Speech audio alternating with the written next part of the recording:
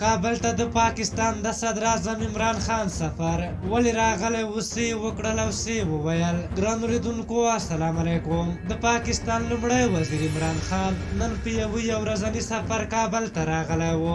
له هغه سره د بهرنیو چارو وزیر شاه محمود قریشي او نور لوړپوړي چارواکي هم ملګري وو. ولسمشر محمد اشرف غني په ار کې د عمران خان هرکلی وکړ او له تشریفاتو وروسته دواړو بیا ګډه خبري ناسته او لیدنې لرلې. د پاکستان لومړي وزیر عمران خان په خپلو خبرو کې وویل له 50 کالو مې دا ارمان و چې کابل وګورم. نن مې تاریخي کابل ولیدو.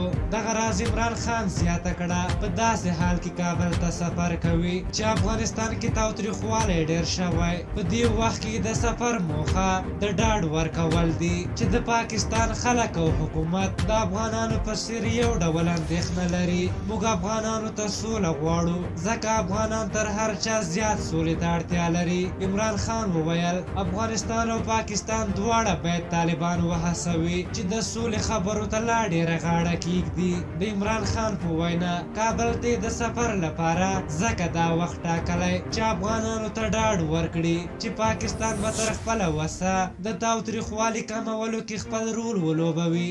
ده وویل هر څومره چې امکان ولري موږ به خپله همکاري وکړو. پاکستان افغانستان کې د سولې لپاره ډېره لیوالتیا لري. قبایلي سیمې او خیبر پښتونخوا د ترهګرۍ ضد جګړه کې ډېر ځپل شوي. نیمایي نفوس یې په کور دننه بې ځایه شوی. جګړې بې ځایه کړي.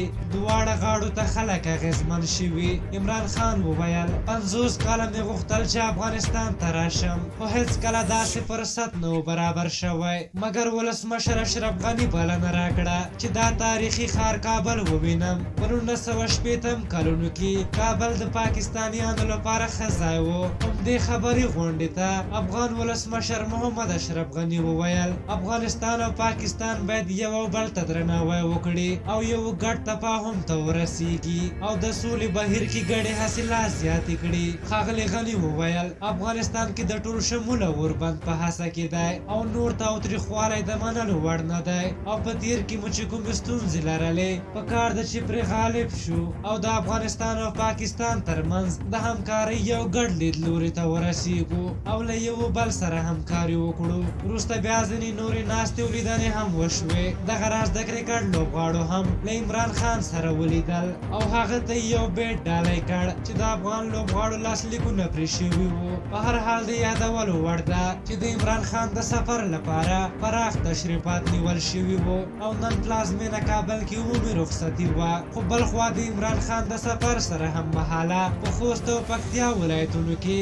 د پاکستان پر ضد لاریونونه وشول او دغه هېواد د ترهګرو ځاله وبالله او په دوی باور یې حماقت وباله. په هر حال تاسو د عمران خان د سفر په هکله څه نظر لرئ؟ خپل نظرونه هم راته په کومنټ کې ولیکئ. که زموږ ویډیو مو خوښه شوې وي ضرور لایک کړئ. تر بلې ویډیو مو په لایق وخت کې خدای سپارم. د الله په امان.